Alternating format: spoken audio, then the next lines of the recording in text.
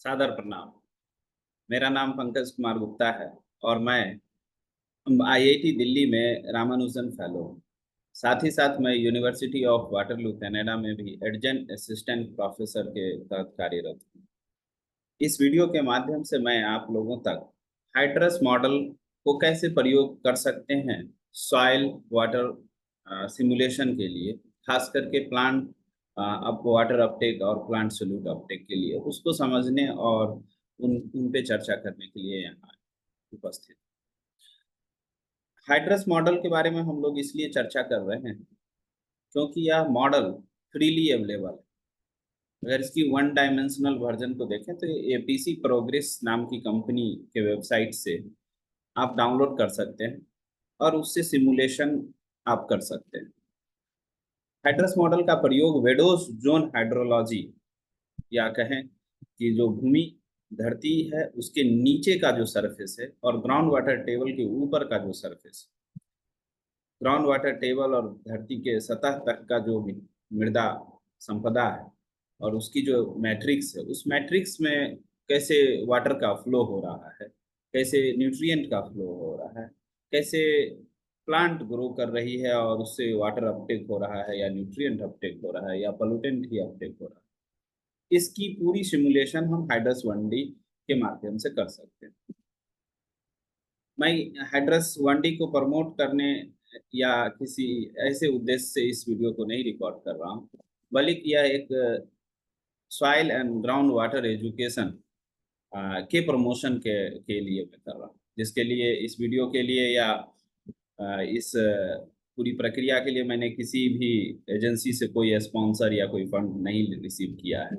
यह पूर्णतः एक वॉलेंटियर वर्क है जो मैं आप तक ग्राउंड वाटर एजुकेशन को बढ़ाने के लिए आप तक प्रस्तुत कर रहा हूँ। हिंदी में रिकॉर्ड करने का मुख्य उद्देश्य यह है कि यह ज़्यादा से ज़्यादा लोगों तक जाए, क्योंकि इससे पहले मैंने जो हाइड्रस की लेक्चर रिकॉर्ड की थी वो स्याही सोसाइटी के माध्यम से किया था, जिसकी व्यू लगभग से 6,500 से ज़्यादा है।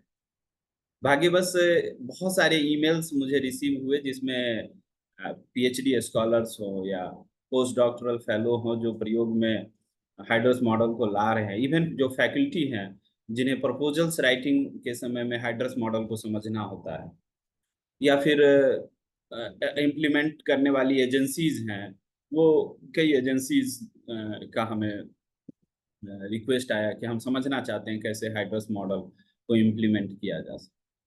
भारत और भारत के आसपास के देशों में भी हिंदी को बहुत हद तक लोग समझते हैं, तो इसलिए कई बार रिक्वेस्ट आता है कि हम उन्हें ट्रेन करें हाइड्रस मॉडल पे, और ये संभव नहीं हो पाता है कि इंडिविजुअली सबको हम ट्रेनिंग दें, क्योंकि समय का हमेशा एक सीमा होता है। इसलिए एक सामूहिक रूप से कैसे इस शिक्षा को ज़्यादा से ज़्यादा लोगों तक पहुँचाया जाए, इसके लिए यह वीडियो का माध्यम मैं ले रहा हूँ। हाइड्रस 1D मॉडल पे हम चर्चा इसलिए कर रहे हैं क्योंकि यह freely available. Two dimensional model और थ्री डायमेंशनल मॉडल के लिए आपको पीसी प्रोग्रेस कंपनी की वेबसाइट से परचेज करने होते हैं, तो उस पे हम बातचीत नहीं करेंगे। हम बातचीत करेंगे कि कैसे वन डायमेंशनल हाइड्रस मॉडल से हम सॉइल और ग्राउंड वाटर सिस्टम को मॉडल कर सकते हैं।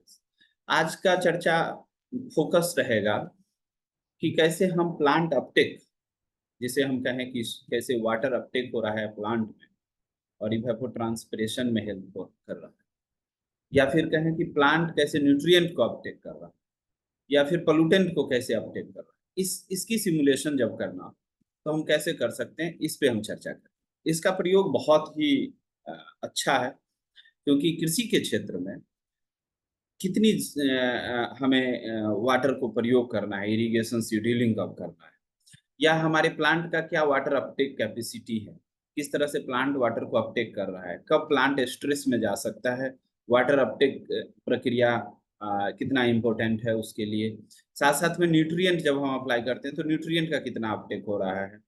कहीं कोई क्षेत्र है पोल्यूटेड क्षेत्र है, अगर वहाँ कोई वीड्स हैं, ग्रासेस हैं, तो वो कितना उस कंटामिनेंट को, उस पोल्यूटेंट को अपने में अपटेक कर रहे हैं, सिक्वेस्ट कर रहे हैं। ये सारी प्रक्रियाओं को हाइड्रस 1D में मॉडल किया जा सकता है। और जैसा कि मैंने बताया फ्रीली अवेलेबल है, ज्यादा से ज्यादा प्रयोग में आए और प्रैक्टिशनर्स इसे यूज करें, यही उद्देश्य। अब रही बात की अभी जो तत्काल देखें कि भारत में हाइड्रस 1D के प्रयोग धीरे धीरे बढ़ रहे हैं। इसका मुख्य कई रीजन है। पहला कि वेडोसडोन हाइड्रोलॉजी की तरफ अट्रैक्शन लोगों का बढ़ रहा है, चाहे वो एग्रीकल्चर यूनिवर्सिटीज के स्कॉलर्स हों या प्रैक्टिशनर्स हों, या फिर कहें कि जो वाटर रिसोर्स के स्कॉलर्स हैं या प्रैक्टिशनर्स हैं, उनका ज़्यादा से ज़्यादा ध्यान इस मॉडल की तरफ जा रहा है और वो प्रयोग में ला रहे हैं। ज़्यादातर अभी देखें प्रपोजल्स राइटिंग में भी हाइड्रस इंटीग्रेट किए जा रहे हैं दूसरे मॉडल के साथ, जैसे कि हाइड्रस का मॉड फ्लो के साथ, या जो ताकि वो सब सरफेस की पूरी डायमेंशंस को कवर किया जा सके। तो इस प्रकार से इस मॉडल का प्रयोग बढ़ रहा है और एक सटीक आंकलन किया जा सकता है। यदि आप मेरा मेरे मेरे अभी हाल में ही किया गया एक पेपर पब्लिश मैंने किया है, उसको देखें तो लेस देन 1% एरर से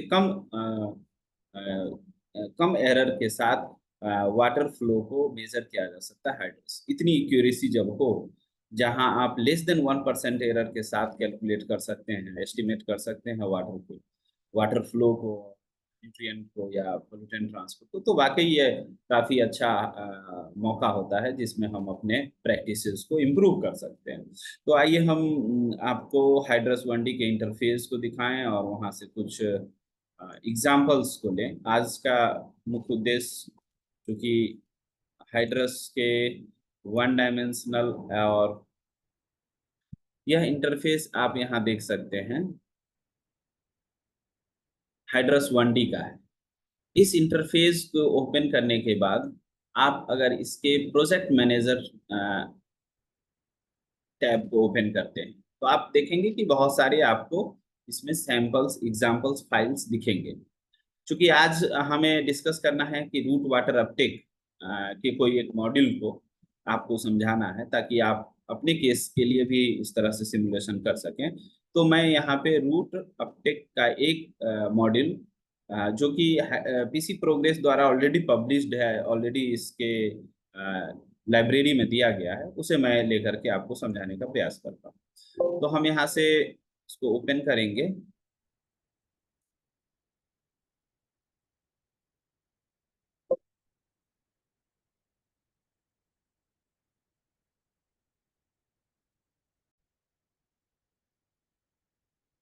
हाँ, तो ये स्क्रीन ओपन होने में थोड़ा सा कुछ एरर्स आ रहे थे। मॉडलिंग में ये एरर्स सामान्य बात है। अगर आप अच्छा मॉडलर बनना चाहते हैं तो ऐसे एरर्स की सामना करने की जो कैपेसिटी है, स्किल है, उसे डेवलप करना होता है। आप देखेंगे कि इस इंटरफेस के दो भाग हैं, बेसिकली चार भाग।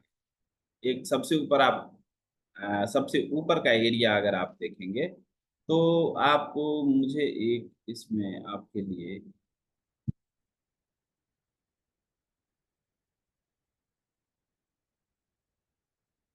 इस एरिया को आप देख सकते हैं। ये एरिया है जहाँ पे आपके कुछ टैब्स दिए गए हैं, जैसे कि file, view, pre processing, calculation, results, options, window and help.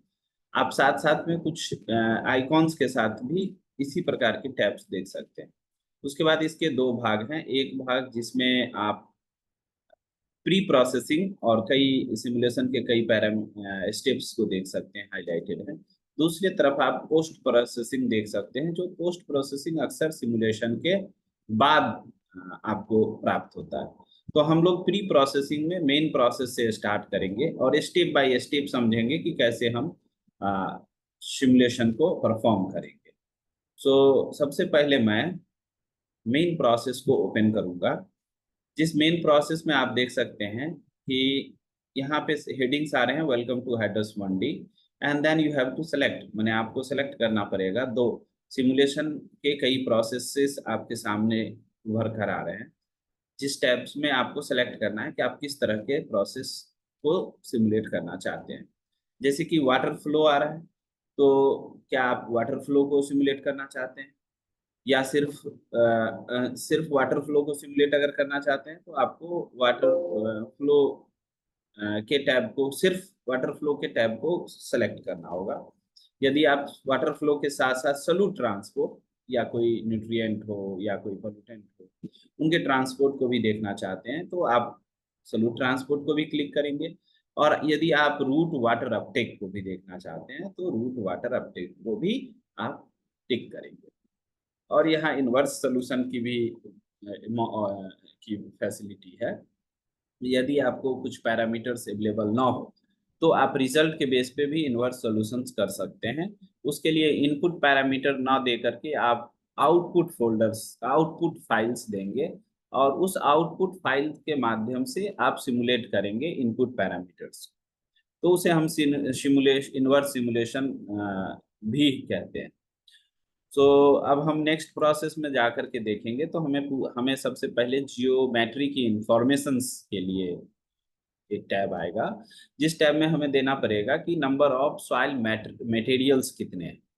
अब ये इसको समझना बहुत ज़रूरी हो जाता है, क्योंकि आप देखें कि जो सब सरफेस है, खास करके आप बात कर रहे हैं सरफेस के बिलो, जस्ट बिलो जो आपका मैट्रिक्स है, सॉइल मैट्रिक्स है, वो कितने प्रकार के सॉइल मटेरियल से बना। अब कितने प्रकार के से कहने का तात्पर्य है, क्या वो सैंडी सॉइल से बना है या सैंडी सॉइल के नीचे कोई क्ले सॉइल का लेयर है या क्ले और सैंडी दोनों का मिक्स लेयर है। तो इसकी जानकारी के लिए हमें यहाँ नंबर ऑफ सॉइल मटेरियल्स देना होगा।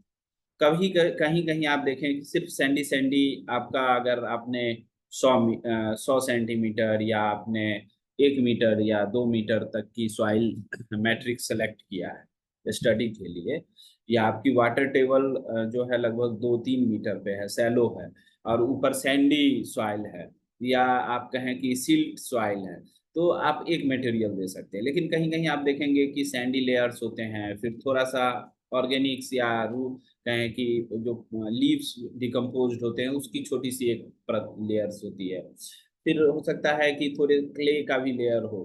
तो इस प्रकार से हर एक जगह पे डिफरेंट डिफरेंट सॉइल मैट्रिक्स होते हैं। उस मैट्रिक्स के आधार पर आप यहाँ पे लेयर, नंबर ऑफ लेयर्स देंगे। सामान्य क्वेश्चन यहाँ पे ये होगी कि हमें कैसे पता चलेगा कि हमारे साइट पे या हमारे स्टडी डोमेन में कितने मटेरियल्स हैं। तो उसके लिए हम जनरली प्रेफर करते हैं कि इन सीटू सॉइल की कोर को कलेक्ट करें और फिर हम उसकी एनालिसिस करें। उसके आधार पर हम तय करें कि कहाँ हमारा सैंड है, कहाँ हमारा क्ले है, और कहाँ हमारी सॉइल में कितने डेप्थ तक इनकी डिस्ट्रीब्यूशन है। तो इस प्रकार से हम सॉइल के मटेरियल्स को समझ सकते हैं इन सितु ऑब्जर्वेशन से, और उसी ऑब्जर्वेशन के आधार पर हम यहाँ नंबर ऑफ मटेरियल सेलेक्ट कर सकते हैं। इस एग्जाम्पल फाइल में आप देख सकते हैं कि नंबर ऑफ मटेरियल 1 लिया गया है। तात्पर्य यह है कि हो सकता है कि सॉइल क्लेई हो या सॉइल सैंडी हो या फिर सिल्ट हो, लेकिन कोई एक प्रकार का ही सॉइल को इसमें सिमुलेट करने के लिए सिलेक्ट किया गया है। यह 2 भी हो सकता है, 3 भी हो सकता है, या उससे ज़्यादा भी हो सकता है। जो आपके साइट की कंडीशन है उसके अकॉर्डिंग आप यहाँ पे सेलेक्ट कर सकते हैं। बस आपको यहाँ नंबर्स ऑफ सॉइल मटेरियल देना है, यह ध्यान रखना है। यहाँ पे लेंथ अभी नहीं पूछ रहा है। पहला टैब में देना है कि नंबर्स ऑफ सॉइल मटेरियल कितना है। अगर 2 है तो 2 देने हैं, 3 है तो 3 देने हैं, अगर ज़्यादा है तो उनकी संख्या जितनी है उतनी इसमें ऐड करना। फिर पूछ रही है number of soils layers for mass balance. आप उस सॉइल की जो आपकी मैट्रिक्स है, प्रोफाइल है, उस प्रोफाइल में कितने लेयर्स में मास बैलेंस करना चाहते हैं। अगर अलग अलग लेयर्स हैं तो अलग अलग लेयर्स की मास बैलेंस अलग करना चाहते हैं या एक साथ ही करना चाहते हैं, उनकी जानकारी यहाँ चाहिए।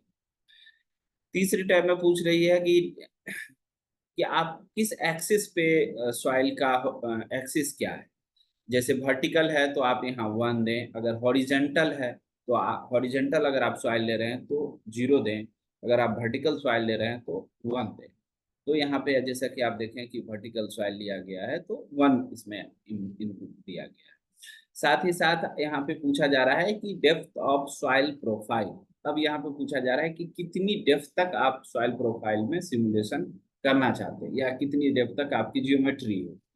तो यहाँ पे यूनिट को समझना सबसे पहले इम्पोर्टेंट होगा। यूनिट mm में है। आप कुछ mm के ट्यूब में अगर एक्सपेरिमेंट कर रहे हैं तो आप mm में डाल सकते हैं, अगर आपके कॉलम एक्सपेरिमेंट्स हैं या आपके फील्ड ऑब्जर्वेशन हैं बट वो सेंटीमीटर्स के सॉइल प्रोफाइल में है, जैसे कि एग्रीकल्चर या हॉर्टिकल्चर्स वगैरह में यूज किया जाता है, छोटे छोटे प्लॉट्स में एक्सपेरिमेंट होते हैं, तो उनके जो रूट की डेप्थ होती है वो सेंटीमीटर्स में होती है, तो सेंटीमीटर्स को प्रोफाइल ही किया जाता है, तो उस केस में सेंटीमीटर में दे सकते हैं। या आप मीटर में देना चाह रहे हैं, मैंने आपकी स्टडी डोमेन अगर मीटर्स में है तो आप मीटर्स में भी यहाँ आप दे सकते हैं। इस यूनिट को, जो भी यूनिट आप सेलेक्ट करते हैं उसे ध्यान रखना जरूरी होता है, क्योंकि डाउन स्ट्रीम के जितने भी आपके इनपुट वेरिएबल्स होंगे वो इसी यूनिट्स के फॉर्म में होंगे। तो जैसे कि इस केस में 100 सेंटीमीटर सॉइल प्रोफाइल लिया गया है, तो सेंटीमीटर को सेलेक्ट किया गया और इनपुट में यहाँ फोर्थ कॉलम में आप देखें 100 ऐड किया गया है। इस इंफॉर्मेशन को पुट करने के बाद आप नेक्स्ट टैब पर जाएंगे। नेक्स्ट टैब में आपसे टाइम इंफॉर्मेशन मांगा जा रहा है। टाइम इंफॉर्मेशन में आप यहाँ देंगे कि आपकी टाइम की यूनिट क्या है, और अगेन इस समय जिस तरह से लेंथ की यूनिट थी एमएम में, सेंटीमीटर में और मीटर में, यहाँ टाइम की भी यूनिट जो है आप देखेंगे कि सेकंड में, मिनट्स में, आवर्स में, डे में और ईयर्स में भी है।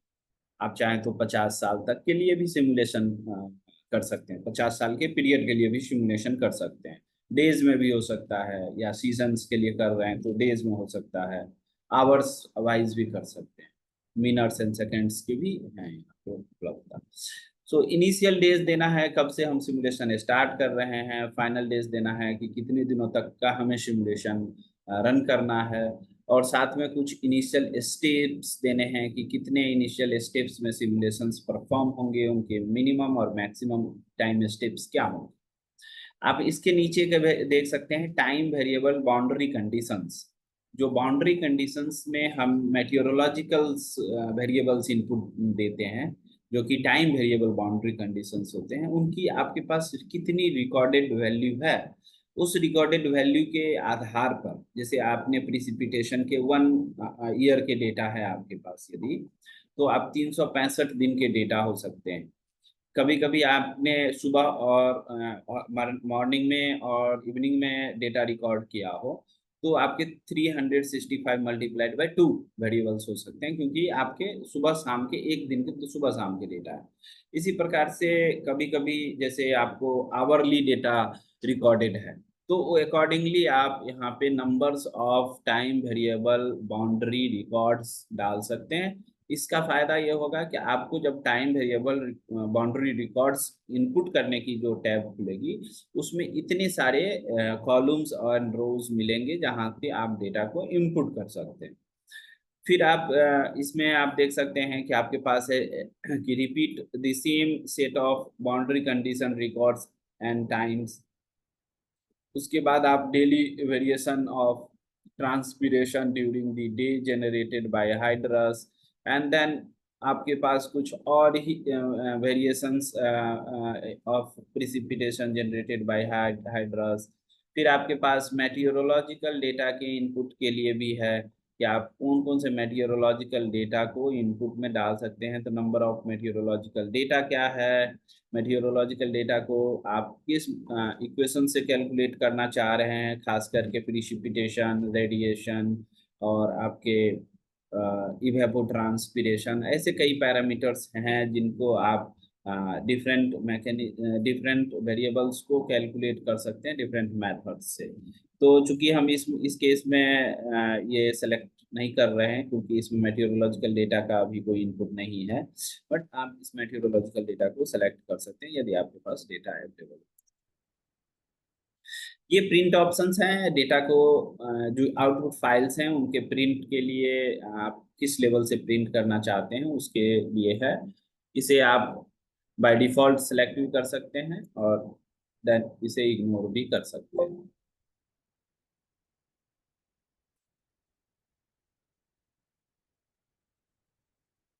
अब यहाँ आप देखें इस टैब में जो नेक्स्ट टैब है, that is for iteration criteria.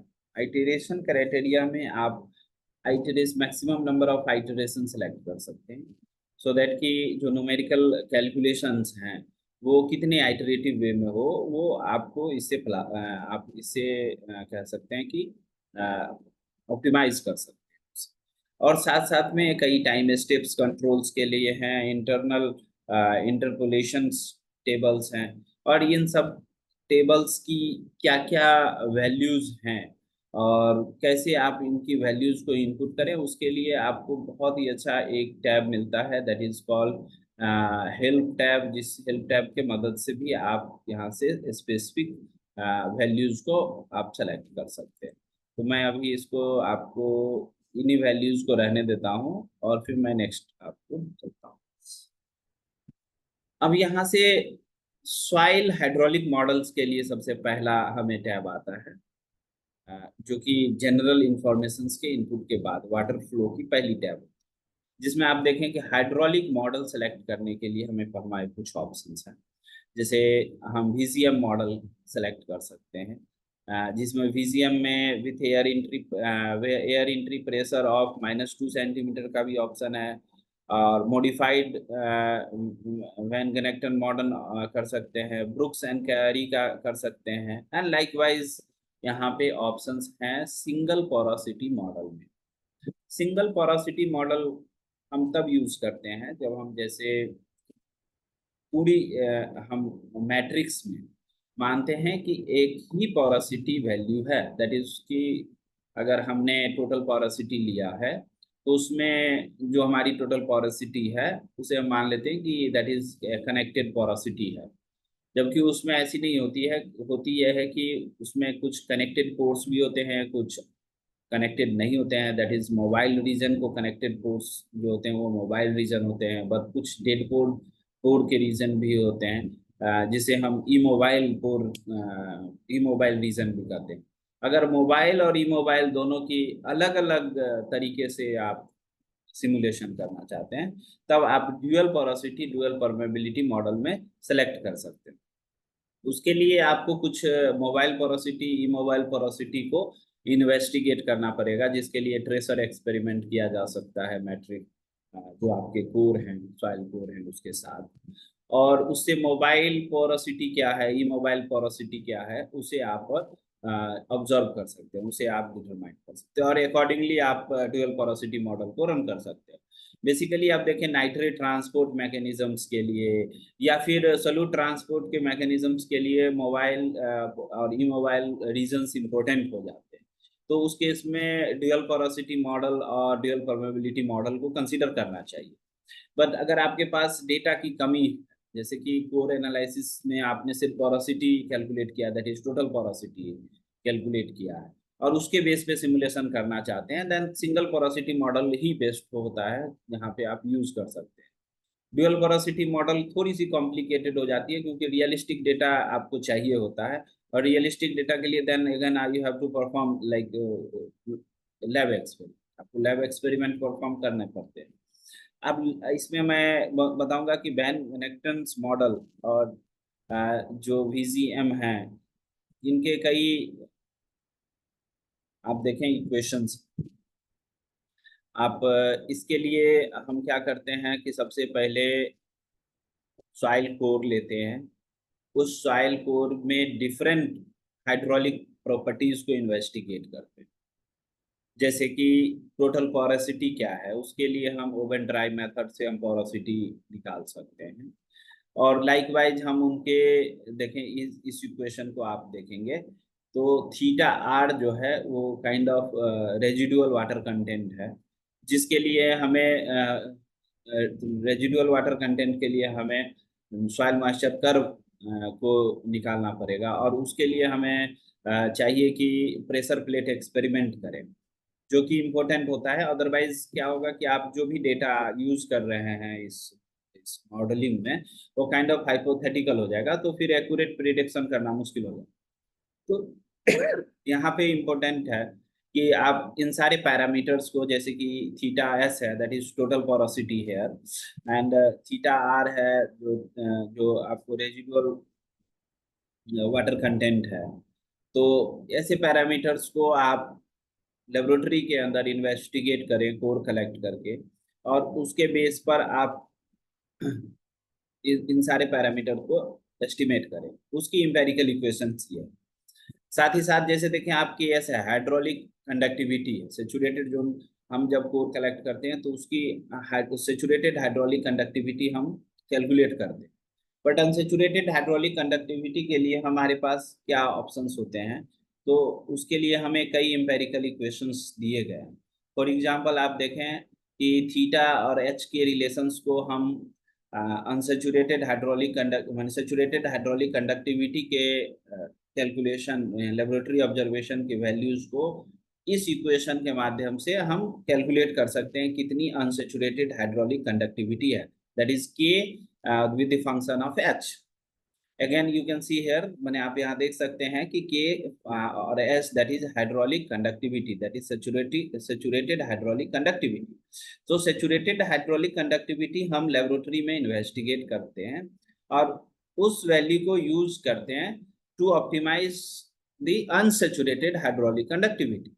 अब यहाँ एक क्वेश्चन होता है कि इसको ऑप्टिमाइज कैसे करें, तो इसके कई अवेलेबल कोड हैं। एक आप इसमें भी देख सकते हैं, हाइड्रस में भी कर सकते हैं, साथ ही साथ आप इसी प्रोग्रेस के दूसरे अवेलेबल टूल्स हैं जिसमें आप इसकी ऑप्टिमाइजेशन कर सकते हैं। एक सेपरेट हाइड्रस के रन भी आप कर सकते हैं जिसमें आप इनवर्स मॉडलिंग करके आप सिर्फ केएस की वैल्यू को इनपुट पैरामीटर मान सकते हैं, पोरोसिटी को इनपुट पैरामीटर मान सकते हैं, क्योंकि आप पोरोसिटी आपको पता है क्योंकि आपने लेबोरेटरी में इन्वेस्टिगेट किया है। हाइड्रोलिक सेचुरेटेड हाइड्रोलिक कंडक्टिविटी आपको पता है क्योंकि आपने लेबोरेटरी में इन्वेस्टिगेट किया है। सो रेस्ट ऑफ जो पैरामीटर्स हैं, जैसे कि आप देखें थीटा आर है, अल्फा है, एम है, एन है, ये सारे एम्पेरिकल पैरामीटर्स हैं और कहें कि जैसे इनको इन्वेस्टिगेट करने के लिए आप इनवर्स मॉडलिंग को परफॉर्म कर सकते हैं। अब अच्छी बात यहाँ पे क्या होती है कि अगर आपके पास प्रेशर प्लेट सेटअप है तो आप कोर को डिफरेंट प्रेशर पे रख करके आप वहां से भी इन सारे पैरामीटर्स को जैसे बढ़ा सकते हैं, इनकी संख्या बढ़ा सकते हैं। जैसे थीटा आर को ऑब्जर्व कर सकते हैं और एक आप सॉइल मॉइस्चर कर्व के आधार पर इनवर्स मॉडलिंग कर सकते हैं। अब इसके ये सबसे बड़ी मिस्टेक यहीं पे ज्यादातर लोग करते हैं कि मोस्ट ऑफ पैरामीटर को अज्यूम करते हैं या मोस्ट ऑफ पैरामीटर्स को लिटरेचर के बेस पे यहाँ पे इनपुट पैरामीटर्स यूज करते हैं, जिसके कारण क्या होता है मॉडल आउटपुट में बहुत वेरिएशंस होते हैं। जो एरर होते हैं 10% 12% तक के एरर होते हैं। तो मेरा रिकमेंडेशन यहाँ पे दो तीन प्रकार का है। पहला है कि यदि आपके पास रियलिस्टिक कोर है, सॉइल की कोर है, अगर वो कम एक थीन विडोज जोन को आप सिमुलेट कर रहे हैं और कोर आपके पास है, तो आप परफॉर्म करें सॉइल मॉइस्चर कर्व को। सॉइल मॉइस्चर कर्व जैसे ही आप इन्वेस्टिगेट कर लेते हैं प्रेशर प्लेट एक्सपेरिमेंट से, आप उस सॉइल मॉइस्चर कर्व को यूज करें up to optimize all these parameter, जिसमें सॉइल मॉइस्चर कर्व आपका इनपुट पैरामीटर होता है और आउटपुट पैरामीटर आपका जैसे कि थीटा आर है या फिर अल्फा है या फिर आप कहें कि आपके जो अन्य पैरामीटर्स हैं, वो सारे पैरामीटर्स जो हैं आपके ऑप्टिमाइज हो जाते हैं। उसके लिए हेडरस को भी यूज कर सकते हैं। RETC करके एक सॉफ्टवेयर है, उसे भी आप प्रयोग कर सकते हैं, जो कि पीसी प्रोग्रेस के वेबसाइट से मिल जाता है। इस स्टेप में की गई गलती बहुत सारे एरर्स को जनरेट कर देता है, इसलिए इस स्टेप्स की सेपरेट मॉडलिंग करना भी उचित है। तो मेरा पहला रिकमेंडेशन तो इस माध्यम से है कि कोर को कलेक्ट करें, कोर को लेबोरेटरी में एनालाइज करें और soil moisture curve, and soil moisture curve के आधार पे इनवर्स मॉडलिंग करके पैरामीटर को ऑप्टिमाइज करें और फिर यहाँ पे मॉडलिंग में यूज करें। दूसरा तरीका ये है कि आप इनमें से कुछ पैरामीटर्स को, जैसे कि सॉइल हाइड्रोलिक कंडक्टिविटी, जैसे कि saturated water content that is porosity, ऐसे पैरामीटर्स को लेबोरेटरी में इन्वेस्टिगेट करें और फिर ऑप्टिमाइज करें रेजिडुअल वाटर कंटेंट, अल्फा और दूसरे पैरामीटर्स। इससे क्या होगा कि थोड़ी सी आपकी एरर, एक्सपेक्टेड एरर तो होगी, लेकिन आप इसे परफॉर्म कर सकते हैं और ये इजिली डुएबल है। यदि आपके पास ये दो मेथड्स नहीं हो पाते हैं, तब आप अजम्पशंस बेस या डिफॉल्ट या लिटरेचर्स का सहारा लें, बट उसमें एरर होने के चांसेस ज़्यादा होते हैं। दूसरे कुछ इंपेरिकल इक्वेशंस हैं, जैसे कि आप ब्रुक्स एंड कॉरीज के देख सकते हैं, 1964 के इक्वेशंस हैं इंपेरिकल इक्वेशंस। लाइकवाइज आप देख सकते हैं मॉडिफाइड म्यूजियम के भी इक्वेशंस हैं। और चूंकि सॉफ्टवेयर पे अभी ज़्यादा चर्चा करनी है, तो ये इक्वेशंस जनरली टेक्स्ट बुक्स में अवेलेबल हैं, तो आप इसे ज़रूर पढ़ें और अकॉर्डिंगली आप इसे अप्लाई करें। मैं थोड़ा सा आपको डुअल पोरोसिटी मॉडल में बताना चाहूँगा कि डुअल पोरोसिटी मॉडल में सिर्फ इतना सा ही डिफरेंस है कि जो आप थीटा की वैल्यू ले रहे थे, वो वहाँ पे एक जेनरिक थीटा की वैल्यू ले रहे थे, जिसमें आप कंसीडर कर रहे थे मोबाइल इमोबाइल डोमेन जो है एक ही। यहाँ पे आप स्पेसिफाई कर रहे हैं डुअल पोरोसिटी मॉडल में कि मोबाइल रीजन पूरे मैट्रिक्स में इतना परसेंट है, और ई मोबाइल रीजन जो है वो कितना, रेस्ट ऑफ द जो परसेंटेज है वो ई मोबाइल रीजन है। ये वाकई काफ़ी अच्छा होता है, क्योंकि ये काफ़ी कहें कि मिमिक करती है रियलिस्टिक कंडीशन को, क्योंकि रियल में और कनेक्टेड पोर्ट्स ही पार्टिसिपेट करती है वाटर फ्लो में, जबकि जो ई मोबाइल रीजन है थोड़े बहुत सोल्यूट फ्लो में उनका प्रयोग उनका कंट्रीब्यूशन होता है, क्योंकि सोल्यूट कैन डिफ्यूज, तो डिफ्यूजन्स के कारण ई मोबाइल रीजन में भी सोल्यूट ट्रांसपोर्ट होता है। बट मोबाइल रीजन ही पार्टिसिपेट करती है एडवेक्टिव फ्लो में और सॉइल मॉइस्चर फ्लो में। तो ये काफ़ी इंपॉर्टेंट हो जाता है कि आप ई मोबाइल रीजन्स को, जो कि डेड रीजन भी कहते हैं, जो पार्टिसिपेट नहीं कर रहा है, उस रीजन को भी इनकॉर्पोरेट करें, सो दैट कि मोर एक्यूरेट कहें प्रिडिक्शन किया जा सके। इसके इस इक्वेशन के बेस पे ही जो रिचर्ड इक्वेशन है, जिसके बेस पे ओवरऑल हाइड्रस की सिमुलेशन होती है, उसको आप देख सकते हैं कि मॉडिफाई किया गया है और अकॉर्डिंगली इसमें ग्राफिकल इंटरफेस को इनकॉर्पोरेट किया गया है। तो इस प्रकार से सिंगल पोरोसिटी मॉडल और डुअल पोरोसिटी मॉडल को सेलेक्ट करते समय आप ध्यान रखें कि कौन से पैरामीटर्स आपके पास अवेलेबल हैं और किस पैरामीटर्स को आपको प्रयोग करके मोबाइल रीजन में सिंगल पोरोसिटी मॉडल लेना है या डुअल पोरोसिटी मॉडल लेना है। ज्यादा अच्छा होता है डुअल पोरोसिटी मॉडल लेना, या कहें कि वो अप्रोप्रिएट है। बट पॉइंट है कि यदि आपके पास रियलिस्टिक डेटा नहीं है, तो फिर unnecessary dual porosity model select करने से एरर को निमंत्रण देना होगा, क्योंकि एरर जैसे ही आपके मॉडल में जैसे ही आप अजम्पशंस बढ़ाएंगे, आपके मॉडल्स में एरर्स आना शुरू हो जाएगा और अंततः वो एक बहुत ही कहें कि अनरियलिस्टिक रिजल्ट्स में कन्वर्ट होना शुरू हो जाएगा। तो इसका डिसीजन लेना आपके लिए बहुत महत्वपूर्ण है कि कौन से मॉडल को आप यहाँ पे प्रयोग करेंगे। और इम्पोर्टेंट सिलेक्शन मॉडल का नहीं है, इम्पोर्टेंट है इसके बैकग्राउंड इंफॉर्मेशन की, कि क्या क्या इंफॉर्मेशन आपके पास अवेलेबल है और किस इंफॉर्मेशन को आप रियलिस्टिक इंफॉर्मेशन को इनपुट कर रहे हैं। ज्यादातर देखें कि मैं यहाँ पे दो तीन चीजें और हाईलाइट करना चाहूंगा जो प्रपोजल्स में यूज किया जाता है। अधिकतर देखा गया है कि यहाँ पे सिंपली बोल देते हैं कि ओके हम सिंगल पोरोसिटी मॉडल यूज करेंगे, लेकिन उनके पैरामीटराइजेशंस पे कोई बातचीत नहीं होती है। मैंने बहुत सारे रिव्यूज में देखा है कि लोग ड्यूअल पोरोसिटी मॉडल की चर्चा करते थे, we will use dual porosity model to investigate nitrate for example, और हॉर्टिकल्चर प्रैक्टिसेस में या एग्रीकल्चर प्रैक्टिसेस में। बट प्रॉब्लम ये है कि आप ड्यूअल पोरोसिटी मॉडल सेलेक्ट तो करना आसान है, बट आप ड्यूअल पोरोसिटी मॉडल के लिए पैरामीटर्स को कहाँ से इकट्ठा करेंगे, कहाँ से लाएंगे, और पैरामीटराइजेशन के लिए आप क्या कर रहे हैं, दैट इज इम्पोर्टेंट। क्योंकि अगर इस चीज को आप इनकॉर्पोरेट नहीं करते हैं अपने प्रपोजल्स में, तो कोई एक अच्छा रिव्यूअर हो तो वो आपको उस पर क्रिटिकल कमेंट कर सकते हैं कि okay dual porosity model is good for this work, but parameterization is important. Otherwise selection जो आप करेंगे मॉडल को कैसे सेलेक्ट करेंगे और कैसे उसे इनकॉर्पोरेट करेंगे, वो मुश्किल सा हो जाता है। देन आप यहाँ हाइस्टेरेसिस आप इसे सेलेक्ट कर सकते हैं डिफरेंट रिटेंशन कर्व के साथ, रिटेंशन कर्व एंड कंडक्टिविटी के साथ, एंड देन आप डिफरेंट अदर ऑप्शंस को भी सेलेक्ट कर सकते हैं।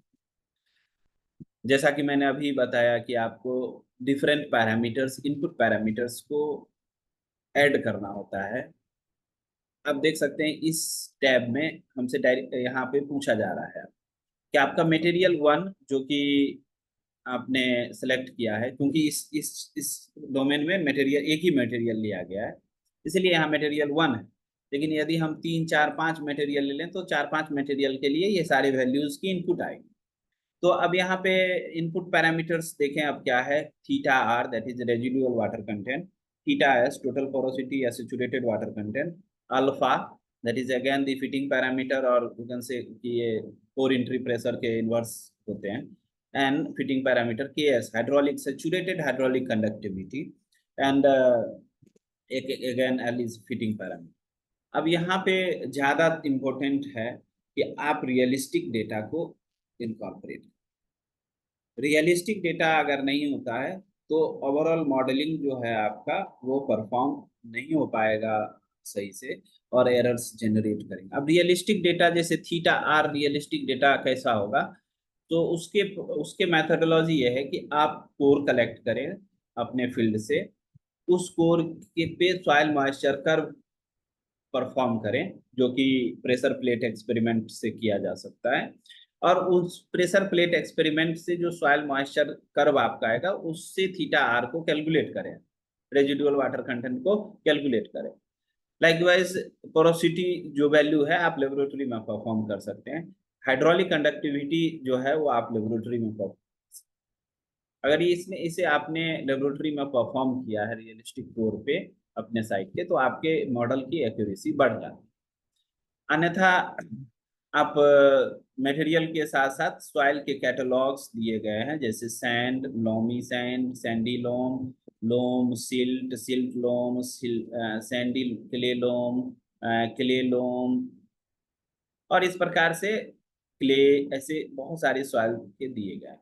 आप यहाँ से भी सेलेक्ट कर सकते हैं। अब जैसे कि मैं अभी यहाँ पे आपको देखूं कि इस वैल्यू को यहाँ से सेलेक्ट करता हूँ सैंड के लिए, तो आप देखेंगे कि ये चेंज हो रहा है। अब मैं अगर दूसरे दूसरे के लिए सिल्ट के लिए करता हूँ तो चेंज हो रहा है।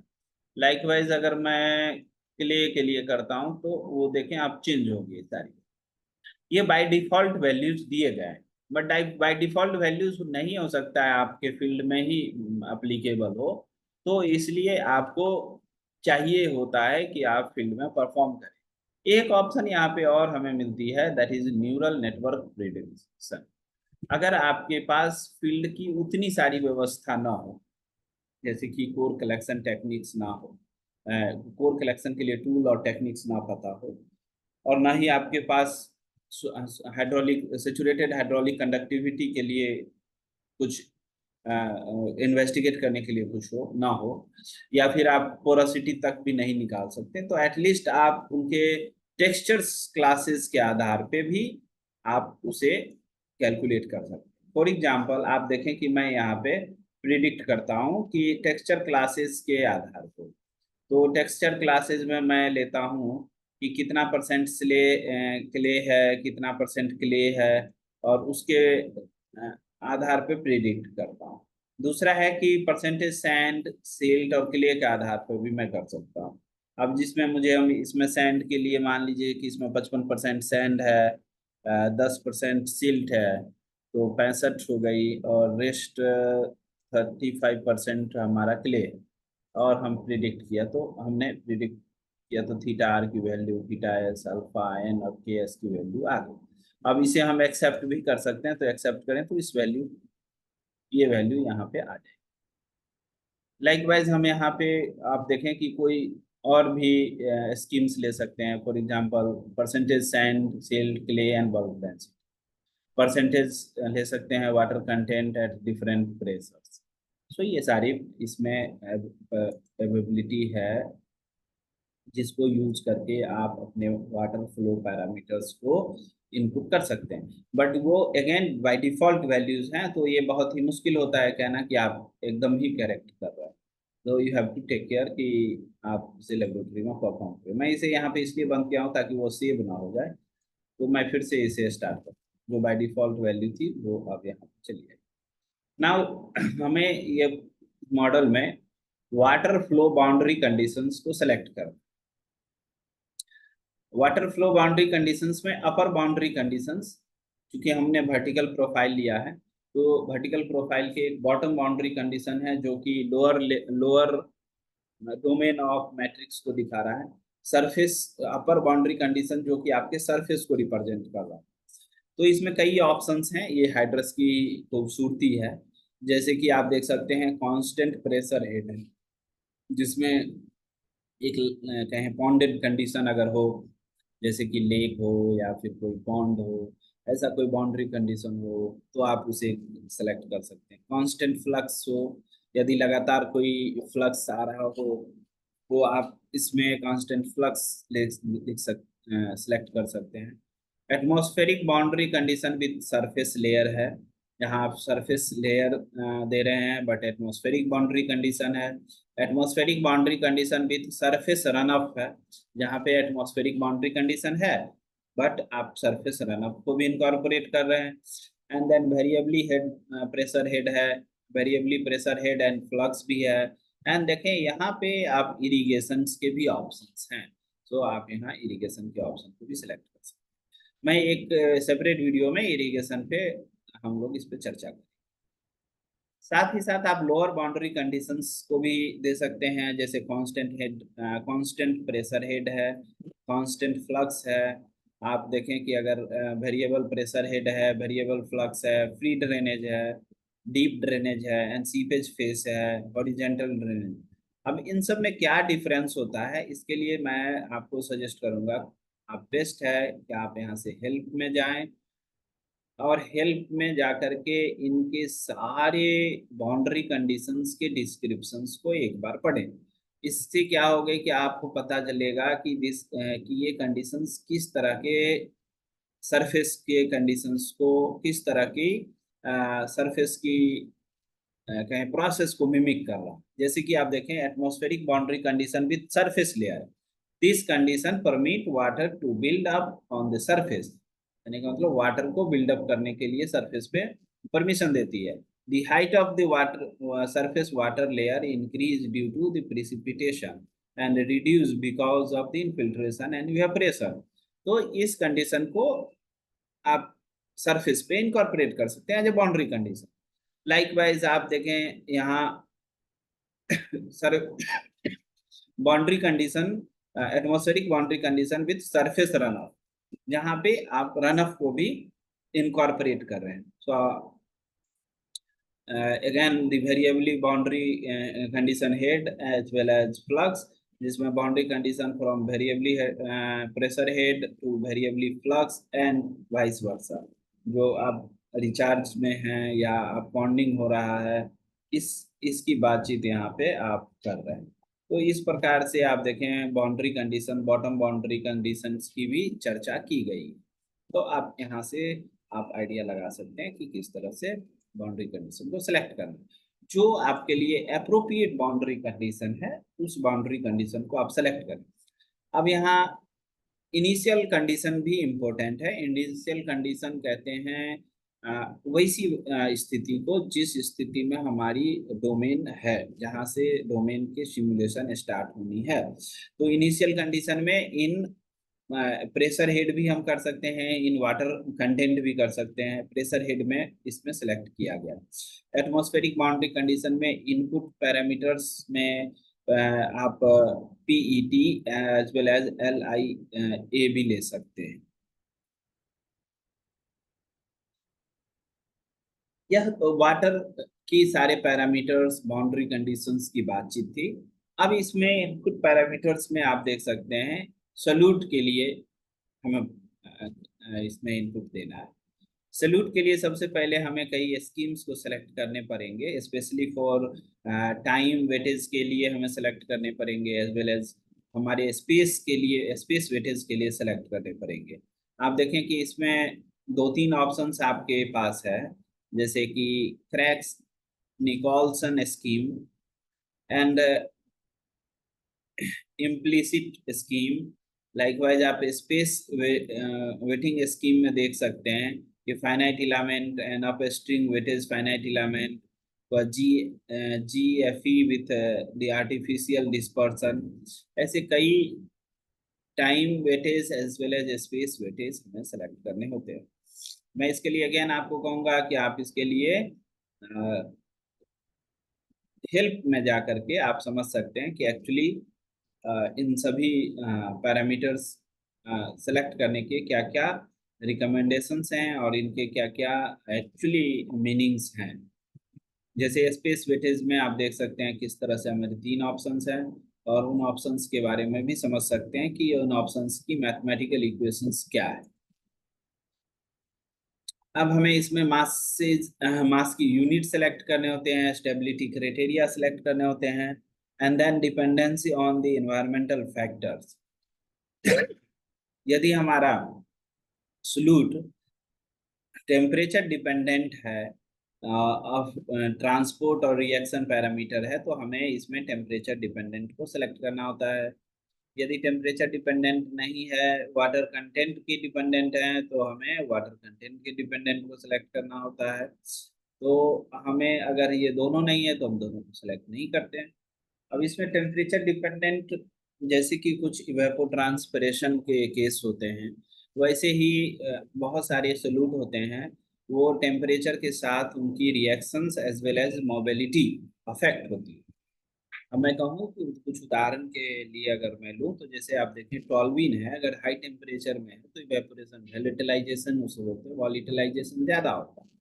लाइकवाइज वाटर कंटेंट के केस में आप देखें नाइट्रेट है, अगर वाटर कंटेंट ज्यादा होता है तो उसकी डिजोल्यूशन घुलने की जो उनकी है या उनकी ट्रांसपोर्ट मैकेनिज्म्स जो है वो काफी इम्प्रूव हो जाएगी। अगर वाटर कंटेंट कम है तो वो ज्यादा ज्यादा एब्जॉर्ब होने का चांसेस रहेंगे सॉइल पार्टिकल्स में, और उनकी रिएक्शंस भी अकॉर्डिंगली डिपेंड करते हैं। तो उस केस में वाटर कंटेंट की डिपेंडेंसी को सिलेक्ट किया जा सकता है। नॉन इक्विलिब्रियम सॉल्यूट मॉडल्स हैं, इसमें कई मॉडल्स हैं। जैसे आप देखें इक्विलिब्रियम मॉडल है, वन साइड एब्जॉर्प्शन मॉडल है, सॉइल पार्टिकल में एक ही साइड कंडीशंस हैं अगर पार्टिकल्स पे, तो वन साइड ऑब्जर्वेशन मॉडल है, टू साइड ऑब्जर्वेशन मॉडल है, टू साइड काइनेटिक मॉडल है। टू साइड काइनेटिक मॉडल हैं उनके कई हैं, जैसे फिल्टरेशन थ्योरी है, केमिकल नॉन इक्विलिब्रियम है। लाइकवाइज आप देखें बहुत सारे particle transport using the attachment and attachment, जो कि वायरस ट्रांसपोर्ट के केस में या बैक्टीरिया ट्रांसपोर्ट के केस में, माइक्रोब्स के ट्रांसपोर्ट के केस में यूज किए जाते हैं। केमिकल नॉन इक्विलिब्रियम है। Then dual porosity, again this mobile immobile porosity जो अभी हमने चर्चा किया, वैसे ही इस केस में भी dual porosity and single porosity को कंसीडर किया जा सकता है।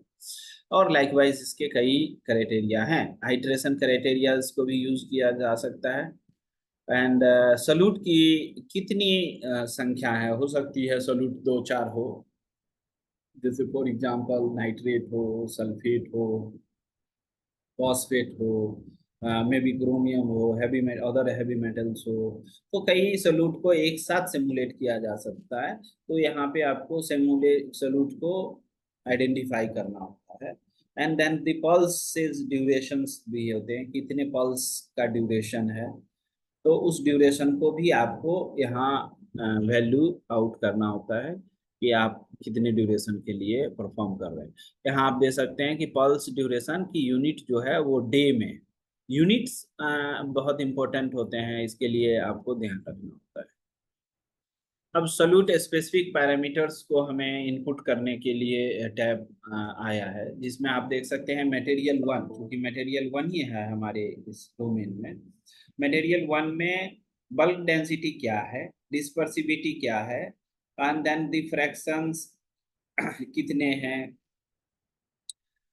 उसी तरह सॉल्यूट के सॉइल स्पेसिफिक पैरामीटर्स में ये पूछा जा रहा है। सॉल्यूट स्पेसिफिक पैरामीटर में डिफ्यूजन इन वाटर क्या है एंड डिफ्यूजन इन गैस क्या है, वो पूछा जा रहा है। लाइकवाइज आप देखें solute specific and reaction parameter for solute one, क्योंकि यहाँ वन सोल्यूट है तो एक सोल्यूट के लिए पूछा जा रहा है। अगर दो सोल्यूट हो तो दोनों सोल्यूट के लिए अलग अलग पूछते हैं। अब जैसे के डी की value that is this adsorption coefficient की वैल्यू क्या है, beta Henry's coefficient, sink water, अगर वाटर की कोई सिंक है तो रिचर्ड इक्वेशन में हम अगर एस की वैल्यू यूज करते हैं, वो एस वैल्यू मल्टीपल हो सकते हैं, तो उस कई सिंक हो सकते हैं वाटर के, तो उसके सिंक वैल्यूज क्या है उन्हें हमें ऐड करते हैं। अब सॉल्यूट की बाउंड्री कंडीशंस भी हमें ऐड करनी होती है। बाउंड्री कंडीशंस में अपर boundary condition and lower boundary condition again. तो अपर बाउंड्री कंडीशन में आप देखें कि यहाँ पे concentration boundary condition and concentration flux boundary condition, stagnant boundary condition for volatile solute, ये तीन ऑप्शंस। अगर कंसंट्रेशन बाउंड्री कंडीशन है तो हम कंसंट्रेशन बाउंड्री कंडीशन करते हैं। जहाँ कंसंट्रेशन फ्लक्स के रूप में आ रहा है, जैसे रिचार्ज हो रहा हो और कुछ डिसॉल्व न्यूट्रिएंट भी उसके साथ आ रहा हो, तो उस केस में इसे यूज करते हैं। और वोलेटाइल सॉल्यूट के केस में हम तीसरे ऑप्शन को लेते हैं। लाइकवाइज लोअर बाउंड्री कंडीशन में हमें concentration boundary condition, concentration flux boundary condition and zero concentration gradient भी आता है, तो इसे हम सेलेक्ट कर सकते हैं। अब इनिशियल कंडीशंस में हमें अब यहाँ देखना होता है कि हमारी कंसंट्रेशन लिक्विड फेज में है या टोटल कंसंट्रेशन ले रहा है, क्योंकि हम जो इनपुट कंटामिनेंट है या जो हमारा सोल्यूट है वो लिक्विड फेज में है या ओवरऑल हम टोटल कंसंट्रेशन ले रहे हैं। तो mass of solute versus volume of the soil है, यहाँ मास ऑफ सोल्यूट पर वॉल्यूम ऑफ वाटर है, ये डिफरेंस है इन दोनों इनिशियल कंडीशंस में। तो इस केस में जैसे इन इन टोटल कंसंट्रेशन लिया गया। अब इसके बाद हम चूंकि रूट वाटर अपटेक के पैरामीटर्स पे आ जाएंगे, तो मैं अभी इसके कुछ ऐसे पॉइंट्स को हाईलाइट करता हूँ जहाँ पे कॉमन मिस्टेक्स होते हैं। तो एक कॉमन मिस्टेक जो है वो इन सारे पैरामीटर्स को इनपुट देने में होता है। अक्सर केडी की वैल्यू हो या सीक फैक्टर की वैल्यू हो, ये अक्सर स्कॉलर्स क्या करते हैं कि लिटरेचर से रिव्यू करके इस वैल्यू को लेते हैं और वहीं पे मॉडल में मिस्टेक कहें एरर आना शुरू हो जाता है, क्योंकि केडी जो है हर एक सॉइल के लिए अलग होता है। जैसे आपके ही फील्ड में अगर क्ले है तो उसका अलग होगा, सैंड है अलग होगा, अगर आपका सॉइल मिक्स है तो अलग। लाइकवाइज एक फील्ड से दूसरे फील्ड में भी केडी की वैल्यू अलग है। तो आप यदि रियलिस्टिक मॉडल को रन करना चाहते हैं तो आपको बैच एक्सपेरिमेंट के माध्यम से केडी को कैलकुलेट करना है। और लाइकवाइज सिंक फैक्टर अगर कोई है तो आपको सिंक फैक्टर को कैलकुलेट करना। वैसा ही बल्क डेंसिटी के केस में होता है, डिफ्यूजन के केस में होता है, बहुत सारे केसेस में डिफ्यूजन डिफ्यूजन को इग्नोर कर दिया जाता है, जिसके कारण बहुत सारी एरर्स आना शुरू हो जाता है। दूसरी मिस्टेक्स हमेशा यूनिट्स में होती है। ये सारे कॉमन मिस्टेक्स हैं जो अक्सर इस सिमुलेशन में होता है, जिसे मैंने यहाँ पे चाहा कि मैं आपके सामने हाईलाइट करूँ। Root water and solute uptake mod, यहाँ रूट वाटर को भी अपटेक कर रही होगी और सॉल्यूट को भी अपटेक कर रही होगी, क्योंकि हम डोमेन में सॉल्यूट को भी इंट्रोड्यूस किए हैं। सो आप देख सकते हैं इसमें आपके पास कई ऑप्शंस हैं। For example water Uptake reduction model, जिसमें आपके पास दो मॉडल हैं। देन सोल्यूट स्ट्रेस मॉडल हैं, जिसमें आप नो सोल्यूट स्ट्रेस भी सिलेक्ट कर सकते हैं, बल्कि मल्टीपल मल्टीपल ऑप्शंस हैं इसमें, इसे आप सेलेक्ट कर सकते हैं। साथ ही साथ स्ट्रेस क्राइटेरिया भी दे सकते हैं वाटर अपटेक में, जिसके लिए आपको एक्टिव सॉल्यूट की जो पैरामीटर्स हैं उस पैरामीटर्स को भी ऐड कर सकते हैं। Then maximum allowed concentration for passive root solute uptake, कितनी कंसंट्रेशन आप मैक्सिमम अलाउड कर रहे हैं उसे भी आप बता सकते हैं। अब इसमें मैं फिर अगेन सजेस्ट करूंगा कि आप रूट वाटर अपटेक के कुछ मॉडल्स हैं, बेसिक मॉडल्स हैं, उसे आप जरूर पहले पढ़ें, पहले उसे देखें। जैसे टू ऑप्शन यहाँ पे वाटर स्ट्रेस के दिए गए हैं, एक फेडर्स के 1977 के हैं, एक न्यूटन के हैं 1985 के मॉडल। देन सैलिनिटी स्ट्रेस को भी कंसीडर किया गया है इसमें। रूट वाटर के passive root water solute and active root water root solute uptake के बारे में बताया गया है। तो इन सारी चीज़ों को आप हेल्प डेस्क में जा करके पढ़ सकते हैं और अकॉर्डिंगली इस क्राइटेरिया को सेलेक्ट कर सकते हैं। अब रूट वाटर अपटेक पैरामीटर्स हैं, इन सारे पैरामीटर्स को सेलेक्ट करना इंपॉर्टेंट होता है और इसके बेस पे ही आप देखें कि आप सिमुलेशन को परफॉर्म करेंगे। और ये इंपॉर्टेंट इसलिए भी हो जाता है क्योंकि इस केस में आप रूट वाटर ही आपका मेन ऑब्जेक्टिव। अब इनके जो पैरामीटर्स हैं उन दोनों केसेस में कैसे अलग है उसे दिया गया है। आप जैसे दे सकते हैं पी नोट है, that is value of pressure head below which root start to extract water from the soil. P POPT, the value of pressure head below which root extract water at a maximum possible rate. P2H, that is value of limiting pressure head below which roots cannot longer extract water at the maximum rate. उसी तरह आप कई अन्य parameters को देख सकते हैं। P2L है जिसमें है कि potential transpiration rate of R2L है, और इस प्रकार से पोटेंशियल ट्रांसपिरेशन रेट है, उसे कैसे आप सेट करेंगे। इन सारे पैरामीटर्स की कैलकुलेशन आप यहाँ से सेलेक्ट करके कर सकते हैं। यहाँ पे कुछ डेटाबेस ऑलरेडी अवेलेबल है, जैसे कि आप देख सकते हैं कुछ डेटाबेस दिया गया है। जैसे ग्रासेस के लिए आप देखें, अगर आप ग्रास सेलेक्ट करते हैं तो ग्रास के लिए वैल्यूज ऐड हो जाएगा। टोबैको के लिए है, आप देख सकते हैं इसमें स्वीट कॉर्न के लिए है। ये डेटा बेस को जैसे जैसे आप सेलेक्ट करेंगे ये वैल्यूज को चेंज होंगे। लेकिन अगेन मैं कहूँगा कि ये सारे डेटाबेस यूएस के फार्मलैंड्स के कंसीडर करके दिया गया है। तो आप इंडिया में अगर इसकी सिमुलेशन कर रहे हैं तो आप खुद से इन सारे पैरामीटर्स को इन्वेस्टिगेट कर सकते हैं। इसके लिए फील्ड एक्सपेरिमेंटेशन किया जा सकता है, लाइसीमीटर से एक्सपेरिमेंट किया जा सकता है। साथ ही साथ कुछ लेबोरेटरी में पॉट स्केल एक्सपेरिमेंट के माध्यम से भी इन सारे पैरामीटर्स को इन्वेस्टिगेट किया जा सकता है।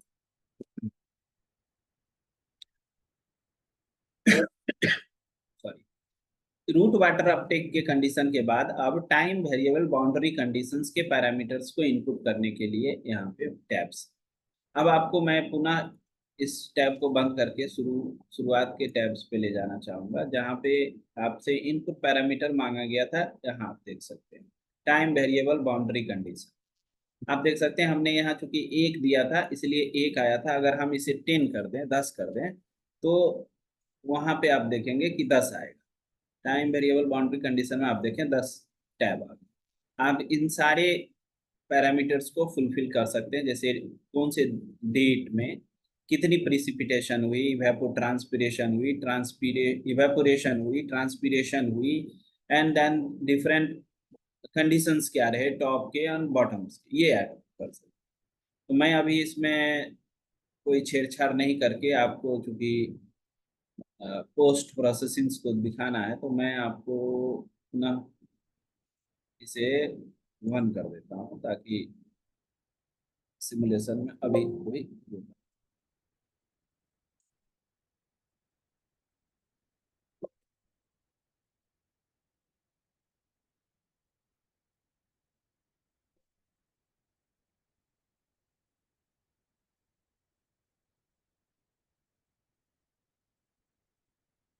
इस प्रकार से आपके ग्राफिकल इंटरफेस में जो पैरामीटर्स देने थे उसे यूज करने के आपके ऑलमोस्ट सारे वर्क हो गए। अब मैं आपको ग्राफिकल इंटरफेस के डोमेन को कैसे प्रिपेयर करते हैं उस पे मैं आपको अब ले चलता हूँ। तो आप देख सकते हैं कि हमारे सामने एक नया विंडो ओपन हुआ है जिसमें कि हमारा वर्टिकल मैट्रिक्स, सॉइल मैट्रिक्स दिख रहा है। यदि हमारा ये सॉइल मैट्रिक्स मैं कहूँ कि से सेलेक्ट करना हो तो हम कंडीशंस को सबसे पहले कर सकते हैं। प्रोफाइल की करेक्ट डिस्क्रिटाइजेशन कैसे है, इसको हम अब यहाँ से देख सकते हैं। या डिस्क्रिटाइजेशंस को हम इंक्रीज भी कर सकते हैं और इनको हम मॉडिफाई भी कर सकते हैं। अकॉर्डिंगली हम मटेरियल को भी डिस्ट्रीब्यूट कर सकते हैं। चूंकि हमने मटेरियल एक ही लिया था, इसलिए इसमें अभी मटेरियल एक ही होगा। तो हम अकॉर्डिंगली हम सेलेक्ट कर सकते हैं कि कितने मटेरियल हैं। तो अभी मटेरियल इंडेक्स 1 आएगा, क्योंकि हमने मटेरियल 1 सेलेक्ट किया है। यदि हमारे 2 मटेरियल होते तो हम लोग इसके हाफ ऑफ द एरिया या जहाँ भी जो भी इंटरेस्ट जोन होता, उसमें मटेरियल 2 भी सेलेक्ट कर सकते हैं। लेकिन अभी इसमें 2 मटेरियल नहीं लेगा, क्योंकि ये एक ही मटेरियल सेलेक्टेड है पहले से। बट हम 2 यहाँ से मटेरियल सेलेक्ट कर सकते हैं। फिर हम यहाँ से रूट की डिस्ट्रीब्यूशन को सेलेक्ट कर सकते हैं कि रूट किस तरह से डिस्ट्रीब्यूटेड है डोमेन में। फिर हम इसमें इनिशियल कंडीशंस प्रेशर और वाटर का क्या है उसे सेलेक्ट कर सकते हैं। फिर हम यहाँ से हम लोग टेम्परेचर की कंडीशंस को सेलेक्ट कर सकते हैं, क्योंकि हमने टेम्परेचर डिपेंडेंट सेलेक्ट किया हो तो। एंड अकॉर्डिंगली हम कंसंट्रेशन भी सेलेक्ट कर सकते हैं। चूंकि हमारे इस डोमेन में कंसंट्रेशन एक ही लिया था, तो अभी एक ही कंसंट्रेशन ऐड है। बट इसमें हम कंसंट्रेशन को अपने इंटरेस्ट के अकॉर्डिंग आप ले सकते हैं। सब रीजन्स भी हम डिफाइन कर सकते हैं। ऑब्जर्वेशन पॉइंट्स आप ऐड कर सकते हैं। फॉर एग्जांपल आप देखें इंसर्ट ऑब्जर्वेशन पॉइंट, तो एक ऑब्जर्वेशन पॉइंट मैं यहाँ इंजेक्ट कर दे रहा हूँ। तो इस प्रकार से हम लोग ऑब्जर्वेशन पॉइंट्स ऐड कर सकते हैं। और फिर हम इस मॉडल को यहाँ से क्लोज करते हैं, तो ये सेव हो जाता है। और आप देखें, जैसे ही मैंने उसमें थोड़ा बहुत छेड़छाड़ किया, पोस्ट प्रोसेसिंग सारी वेरिएबल्स चले गए। तो अच्छा ही है। मैं अब यहाँ से आपको मॉडल की सारी चीज़ें रन हो चुकी है, सारी चीज़ें सेट हो चुकी है। अब मैं इसे यहाँ से रन करके आपको दिखाता हूँ। अब देखें कि मॉडल रन हो गया है और आपके पास अब पोस्ट प्रोसेसिंग वेरिएबल्स आ गए। अब ऑब्जर्वेशन पॉइंट्स पे अगर आप देखना चाहते हैं, तो इस प्रकार से आपके पास टैब है जो आप ऑब्जर्वेशन पॉइंट्स पे वेरिएबल्स को देख सकते हैं। फिर मैं आपको वाटर के पैरामीटर्स से स्टार्ट करता हूँ। तो आप यहाँ देख सकते हैं टाइम है, horizontal variable and vertical variables में कई पैरामीटर्स हैं। तो आप अपने इंटरेस्ट के अकॉर्डिंग बॉटम फ्लक्स सेलेक्ट कर सकते हैं, actual root water uptake select कर सकते हैं, आप ऑल फ्लक्स सेलेक्ट कर सकते हैं। आप इसमें क्यूमुलेटिव सॉइल वाटर स्टोरेज को देख सकते हैं कि किस तरह से सॉइल वाटर स्टोरेज कम रहा है बढ़ते हुए समय में। और आप इसमें क्यूमुलेटिव जो रूट अपटेक है वो आप देख सकते हैं। रूट जोन प्रेशर देख सकते हैं, क्यूमुलेटिव बॉटम फ्लक्स देख सकते हैं। तो बॉटम फ्लक्स भी टाइम के साथ घट रहा है। साथ ही साथ आप इसमें cumulative potential root water uptake भी देख सकते हैं। क्यूमुलेटिवली कैसे रूट वाटर अपटेक जो है टाइम के साथ क्यूमुलेटिव वे में बढ़ रहा है। इसके साथ आप कई ऑप्शंस हैं, जैसे क्यूमुलेटिव बॉटम फ्लक्स देख सकते हैं, सरफेस प्रेशर हेड देख सकते हैं, रूट जोन प्रेशर हेड देख सकते हैं, बॉटम प्रेशर हेड देख सकते हैं, एंड ऑल फ्लक्स टुगेदर देख सकते हैं। And then cumulative flux, all सभी फ्लक्स को एक साथ आप देख सकते हैं। साथ ही साथ आप सॉल्यूट के भी पैरामीटर्स को देख सकते हैं, जैसे कि आप इसमें देखें surface solute flux, bottom solute flux, cumulative surface flux, cumulative bottom flux. चूंकि बॉटम में कोई फ्लक्स नहीं थी इसलिए इसमें नहीं आ रही है। और surface concentration, root zone concentration हम देख सकते हैं कैसे रूट जोन कंसंट्रेशन बढ़ रहा है, bottom concentration. And then most important parameter root solute uptake, ये आप देख सकते हैं किस तरह से रूट से सॉल्यूट का अपटेक होता जा रहा है ओवर द टाइम। जैसे कोई न्यूट्रिएंट हो अगर उसकी यूज किया है तो किस तरह से वो अपटेक हुआ है अगले 90 दिन। Then cumulative root solute uptake, ये क्यूमुलेटिव वैल्यू है और इस प्रकार से ऑल सॉल्यूट को भी आप देख सकते हैं। सॉइल हाइड्रोलिक पैरामीटर्स को भी आप देख सकते हैं, जैसे कि थीटा और एच की वैल्यू किस तरह से। अब यही ये इम्पोर्टेंट होता है, क्योंकि इस थीटा और एच की वैल्यू को आप आपने जो प्रेशर प्लेट एक्सपेरिमेंट किया हो उसके सॉइल मॉइस्चर कर्व के बेस पे भी आप इसे कह सकते हैं कि आप इसे मैच कर सकते हैं। के एच की वैल्यू, एस एन एच की वैल्यू, तो इस प्रकार से आप कई हाइड्रोलिक पैरामीटर्स देख सकते हैं। और यह रिपोर्ट आपको मास बैलेंस भी देता है, जिसमें आप अपने मास बैलेंस इंफॉर्मेशन को सॉरी, मास बैलेंस इंफॉर्मेशन को मैच कर सकते हैं और उससे आप टेबुलेट भी कर सकते हैं डिफरेंट पैरामीटर्स के लिए। आप जैसे बॉटम फ्लक्स में क्या रहा, टॉप क्यूमुलेटिव टॉप फ्लक्स क्या रहा, ओवरऑल कितना परसेंट एरर रहा, सिमुलेशन कितनी देर तक हमारी रही, फिर हमारे सिमुलेशन का क्या क्राइटेरिया रहा, उन सारे पैरामीटर्स को आप यहाँ से निकाल सकते हैं। तो इस प्रकार से आप देख सकते हैं कि हाइड्रस 1D मॉडल के माध्यम से बहुत ही आसान तरीके से आप रूट वाटर अपटेक या रूट सॉल्यूट अपटेक या दोनों साथ कैसे आप सिमुलेट कर सकते हैं, और इसका प्रयोग आप एग्रीकल्चर के क्षेत्र में, हाइड्रोलॉजी, वाटर रिसोर्स मैनेजमेंट के क्षेत्र में कर सकते हैं। और ये काफ़ी साधारण है, क्योंकि इसे आप सामान्य लैपटॉप में इंस्टॉल कर सकते हैं। कुछ ही पैरामीटर्स हैं जिनको आप ध्यान रख करके एक्यूरेट प्रिडिक्शन कर सकते हैं, और उसे आप वैलिडेट कर सकते हैं अपने लेबोरेटरी ऑब्जर्व डेटा से। मैं आपको यहाँ पे थोड़ा सा और समय लेकर के बताऊंगा कि कैसे इन रिजल्ट्स को वैलिडेट हम करते हैं। अब देखें, आपके जो सोल्यूट ट्रांसपोर्ट पैरामीटर्स हैं, अब जैसे कि क्यूमुलेटिव रूट जोन कंसंट्रेशन है, इस रूट जोन कंसंट्रेशन की सिमुलेटेड वैल्यू, और आप रूट जोन से कुछ केमिकल एनालिसिस के माध्यम से टारगेट कंपाउंड को, जो सॉल्यूट आपने लिया, उसकी लेबोरेटरी में एनालिसिस करके आप इस कर्व पे मैच कर सकते हैं कि यदि वो मैच कर रही है और कितनी मैच करे, कितनी वेरिएशन, कितनी एरर्स आ रहे हैं लेबोरेटरी में किए गए एक्सपेरिमेंट्स से या फील्ड के एक्सपेरिमेंट से और आपके सिमुलेशन मॉडल से। तो इस कर्व पे अगर आप उस वैल्यूज को प्लॉट करें, फॉर एग्जांपल मान लीजिए कि आपके 10th डे में क्या कंसंट्रेशन है फील्ड में, 50 डे में क्या कंसंट्रेशन है, 90 डे में क्या कंसंट्रेशन, तो आप पाएंगे कि आपका मैच कैसा है, न्यूमेरिकल मैच कैसा है, और आपका लेबोरेटरी मैच कैसा है। लाइकवाइज आप डिफरेंट बॉटम फ्लैक्स पे, जैसे कि ग्राउंड वाटर कंसंट्रेशन होता है, उस कंसंट्रेशन को मैच कर सकते हैं।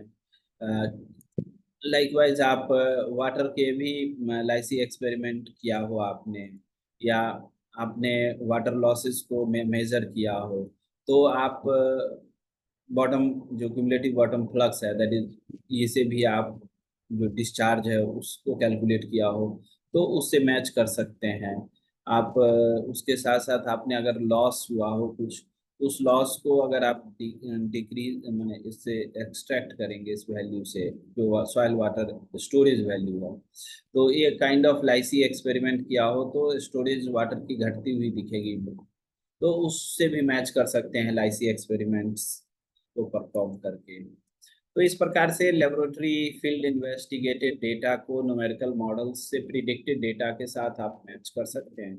यदि मैच आपकी अच्छी होती है तो आप उस टाइम को बढ़ा करके भी फ्यूचर प्रिडिक्शन कर सकते हैं। तो इस प्रकार से ओवरऑल हाइड्रस 1D के माध्यम से आप बहुत ही आसान तरीके से एक बहुत ही बेहतरीन प्रॉब्लम कह सकते हैं, जिसकी हर रोज ज़रूरत है एग्रीकल्चर के फील्ड में, हॉर्टिकल्चर के फील्ड में, हाइड्रोलॉजी में, सॉइल रिस्टोरेशन एंड मैनेजमेंट में आप इसे प्रयोग में ले सकते हैं। इसमें यदि कोई समस्या होती है तो आप मुझे टेक्स्ट कर सकते हैं, ईमेल कर सकते हैं, मुख्यतः जो टेक होम मैसेज है वह यह है कि यह मॉडल को प्रयोग करना आसान है, लेकिन इस मॉडल के लिए जो पैरामीटाइजेशन, जिस जिस पैरामीटर्स की जरूरत है उस पैरामीटर्स को लेबोरेटरी में इंडिविजुअली आप इन्वेस्टिगेट करें, फिर उसे इंडिविजुअली आप ऑप्टिमाइज करें, और फिर ऑप्टिमाइज्ड पैरामीटर को मॉडलिंग में यूज करें, तब जाकर के आपका जो रिजल्ट्स है वो ज़्यादा एक्यूरेट प्रिडिक्ट कर पाएगा, आपका जो मॉडल है वो ज़्यादा एक्यूरेट प्रिडिक्ट कर पाएगा। अदरवाइज एरर्स रहेंगे, चांसेस एरर्स के बढ़ेंगे। आप जितना अजम्पशंस बेस मॉडलिंग करेंगे उतना ज़्यादा आपके एरर्स बढ़ेंगे। और यही कारण होता है कि ज़्यादातर जो मॉडल प्रिडिक्ट करती है वो, और लाइसीमीटर का अगर एक्सपेरिमेंट चल रहा हो या कॉलम एक्सपेरिमेंट चल रहा हो या फील्ड ट्रायल चल रहा हो, तो हम देखते हैं कि डेटा में वेरिएशंस होते हैं। मॉडल प्रिडिक्ट करती है उसमें और फील्ड में लगभग 10-20% एरर्स होते हैं। मेजर फैक्टर उसके ये होते हैं कि जो अदर सॉइल हाइड्रोलिक प्रॉपर्टीज हैं या सोल्यूट ट्रांसफर रिएक्शन के पैरामीटर्स हैं, उसमें से बहुत सारे पैरामीटर्स को हम अज्यूम कर लेते हैं, जिसके कारण क्या होता है कि हमें मॉडल, तो बेस्ट है कि इस मॉडल को रन करने से पहले आप पैरामीटाइजेशन पर भी उतना ही ध्यान दें जितना कि आप मॉडल पे ध्यान दे रहे हैं, नंबर वन।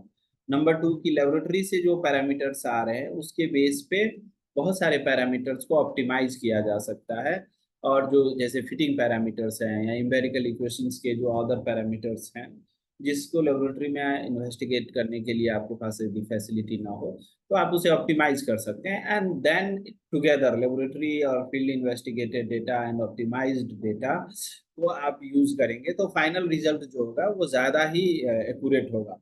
और यही कारण है कि मेरे पिछले पब्लिश पेपर में मैंने लेस देन 1% एरर के साथ कैलकुलेट कर पाया था वाटर फ्लो और सोल्यूट ट्रांसपोर्ट को, क्योंकि जितने भी लेबोरेटरी पैरामीटर्स थे वो सारे ऑप्टिमाइज्ड थे, और ऑप्टिमाइज्ड वैल्यूज को आप मॉडल में जब यूज करते हैं तो आपके रिजल्ट्स हमेशा कम एरर के साथ। इसी के साथ धन्यवाद, इस पूरे वीडियो को आपने देखा। मैं पूरा उम्मीद करता हूँ कि आप इसे अपने रिसर्च वर्क में, अपनी प्रैक्टिस में इसे यूज करने में कामयाब रहेंगे।